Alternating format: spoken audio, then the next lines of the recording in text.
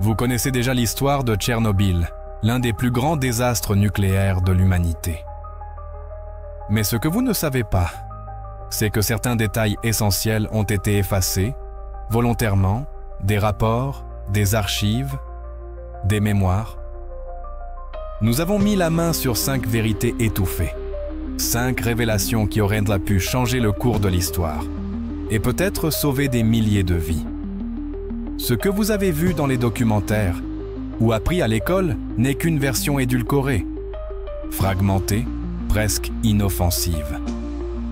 Derrière les chiffres et les murs fissurés, il y avait des choix humains, des erreurs, et pire encore, des silences.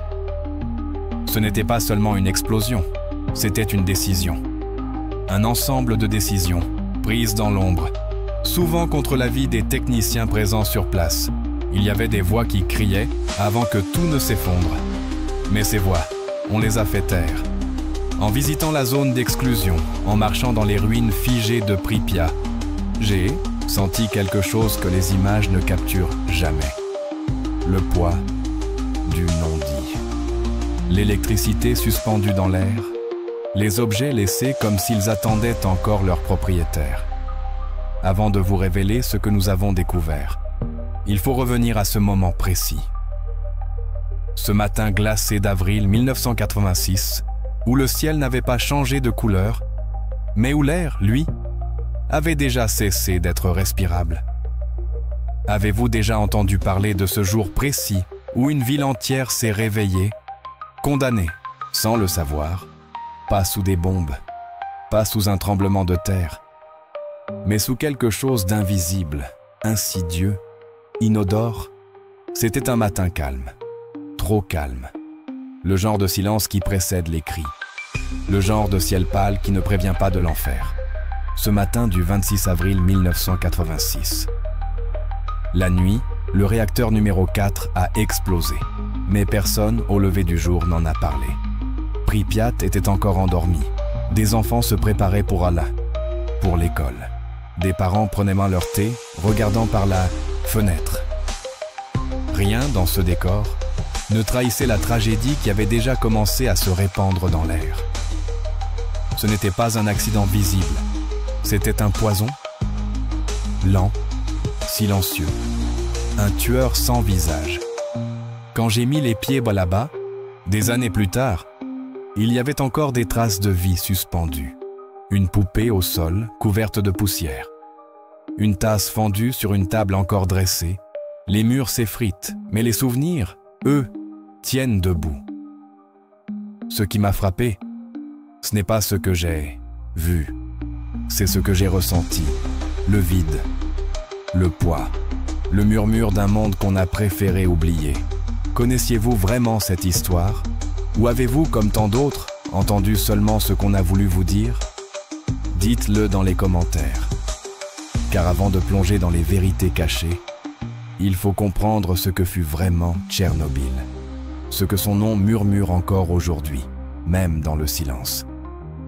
Ils savaient, pas tous, mais quelques-uns, et ils ont choisi le silence. Le 25 avril 1986, quelques heures avant l'explosion, un test devait avoir lieu. Un test de sécurité. Ironie cruelle. Ils voulaient en simuler une panne d'électricité pour voir si le réacteur pouvait continuer à être refroidi. Mais rien ne s'est passé comme prévu, ou plutôt. Tout s'est passé exactement comme certains l'avaient prévu. Ce qui aurait dû être interrompu a été poussé au bout. Et le plus troublant, le système d'alarme conçu pour prévenir l'irréparable a été intentionnellement désactivé. C'est ce que m'a confié un ancien technicien. Il m'a regardé droit dans les yeux et m'a dit « On nous a demandé de ne pas paniquer les supérieurs. » Alors on a coupé les alertes. Une lumière rouge clignotait sur le panneau de contrôle, mais elle ne faisait aucun bruit. Silence radio.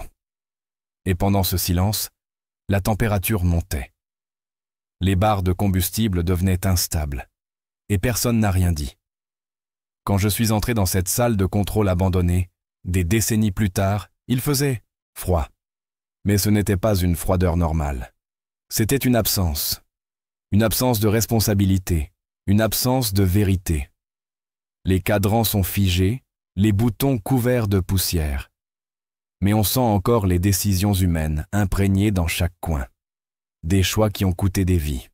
Alors je vous demande, combien de fois l'histoire a-t-elle été modifiée par ceux qui avaient peur de parler? Abonnez-vous à cette chaîne si vous voulez entendre ce qu'ils ont voulu enterrer. Car le prochain secret va encore plus loin. Ce n'est pas une erreur, c'est une répétition. Il avait tout vu venir, pas dans une boule de cristal, mais dans des équations. Des calculs précis, alarmants. Il s'appelait Anatoly, un physicien soviétique respecté, mais discret. Quelques mois avant l'explosion, il avait soumis un rapport interne, détaillant un risque de fusion du cœur du réacteur si certaines procédures étaient mal négligées. Il n'a pas crié. Il a écrit, avec calme, avec preuve. Et c'est précisément pour cela qu'il a été ignoré. Le document n'a jamais été officiellement reçu. Quand j'ai tenté de le retrouver dans les archives, on m'a dit qu'il n'avait jamais existé. Mais une infirmière à la retraite m'a glissé un nom, une adresse. Je l'ai suivie. Elle m'a conduit dans une pièce au fond d'un ancien hôpital, maintenant partiellement reconverti en musée. Là, dans une boîte en métal rouillé, j'ai trouvé des copies de dossiers médicaux, annotations à la main, et un nom sur plusieurs feuilles. Anatoly M., sa signature en bas d'un rapport daté de février 1986, le même rapport que le ministère de l'Énergie avait nié avoir vu. Quand j'ai montré ces feuilles à l'historien qui m'accompagnait, il a blêmi. Ce rapport, s'il avait été pris au sérieux, aurait pu faire interrompre les tests. Ce n'est pas une théorie, c'est un fait. Et ceux qui l'ont enterré ont sacrifié des milliers de vies pour préserver l'illusion du contrôle. Mais ce n'est pas tout. Car même après l'explosion, une autre décision a coûté encore plus de vies. Une décision prise à huis clos, dans la panique, mais exécutée avec une précision glaciale. Vous pensiez que l'évacuation immédiate de Pripyat aurait sauvé des vies? Attendez de découvrir ce qu'ils ont vraiment fait cette nuit-là. Ils ont laissé les enfants respirer la mort sans leur dire un mot. 36 heures de silence radio. 36 heures où Pripyat semblait encore vivre, pendant que l'invisible entrait dans leurs poumons. J'ai rencontré Galina, 68 ans aujourd'hui. Elle avait 6 ans à l'époque. Ces mots sont restés collés à ma peau. On jouait dehors. Les soldats passaient, mais ne disaient rien. Puis maman a pleuré sans bruit. Quelqu'un lui avait soufflé qu'il fallait partir, vite, sans faire de valise.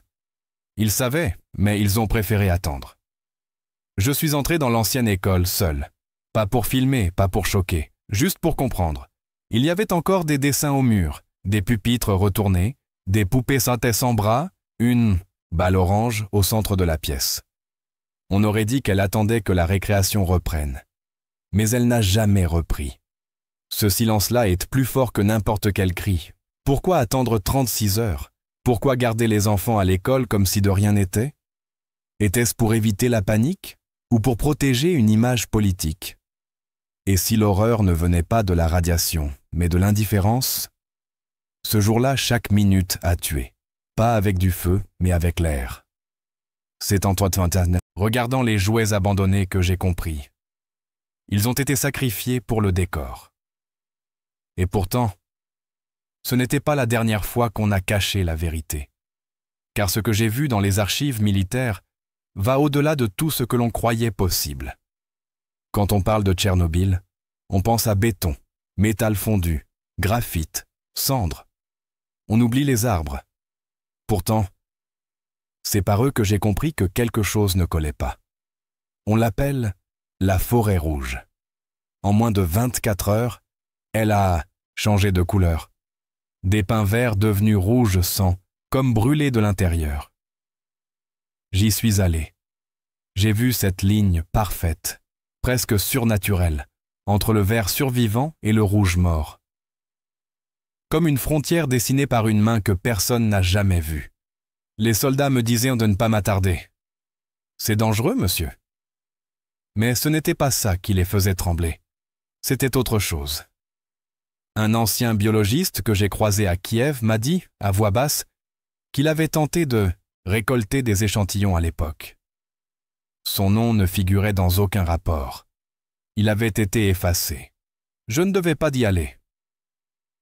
On nous a dit que c'était classé. Pourquoi? Qu'y avait-il à cacher dans une forêt calcinée?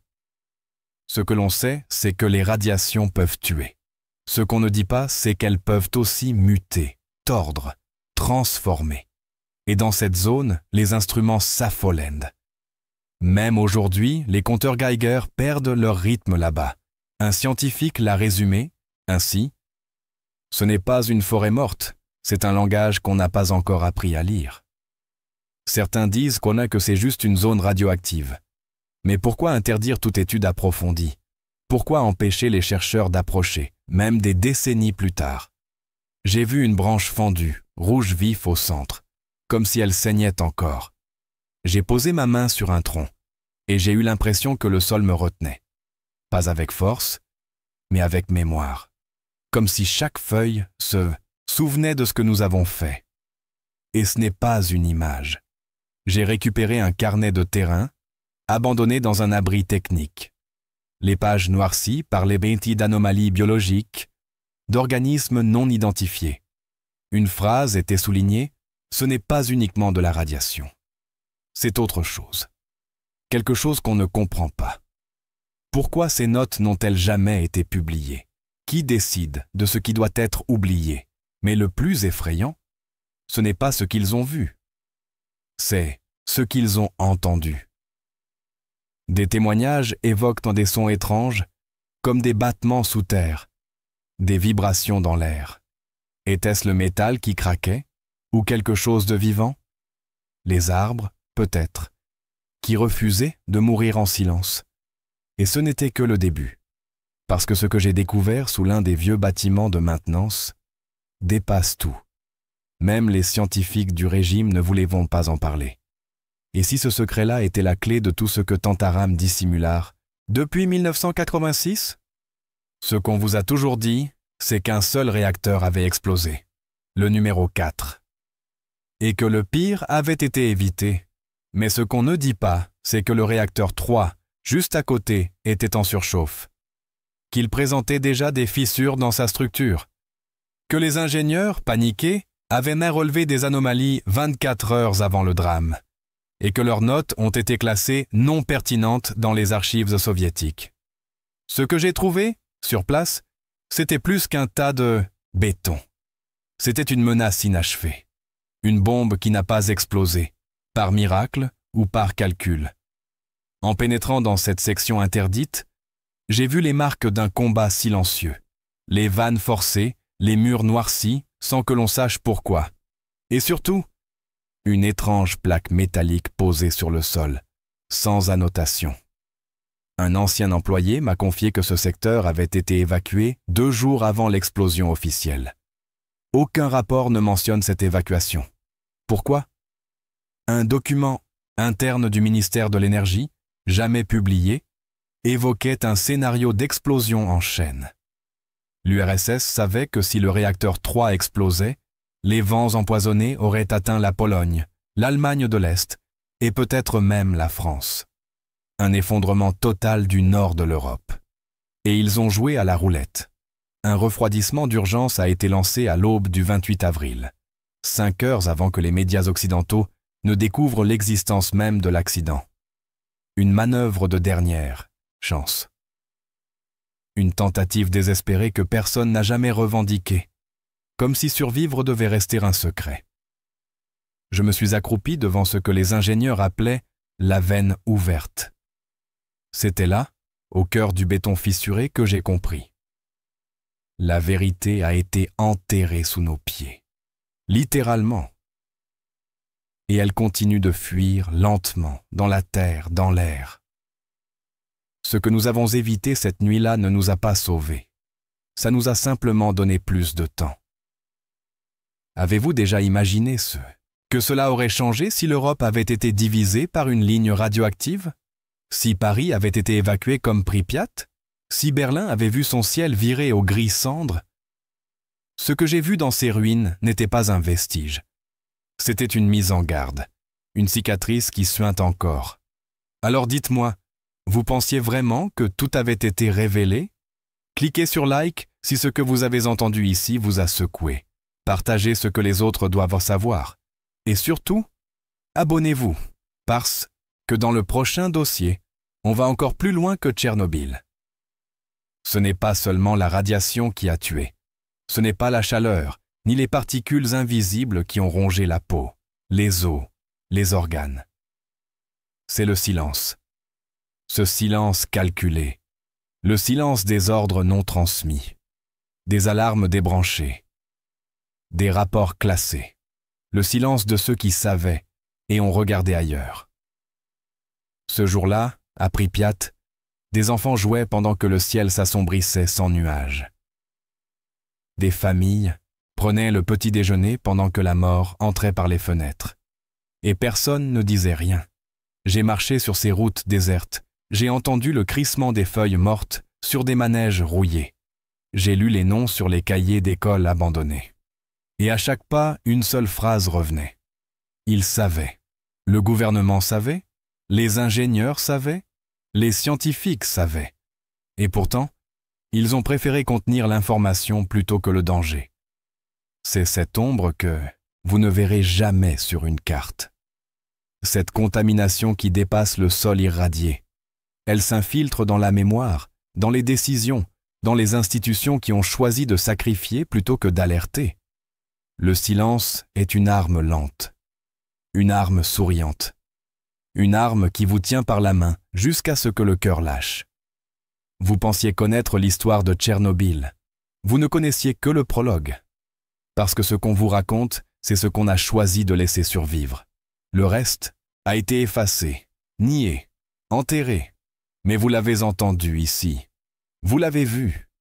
Et maintenant, vous ne pouvez plus l'ignorer. Si cette vérité vous a remué, likez, partagez et surtout abonnez-vous. Parce qu'il reste encore des vérités que personne n'ose dévoiler.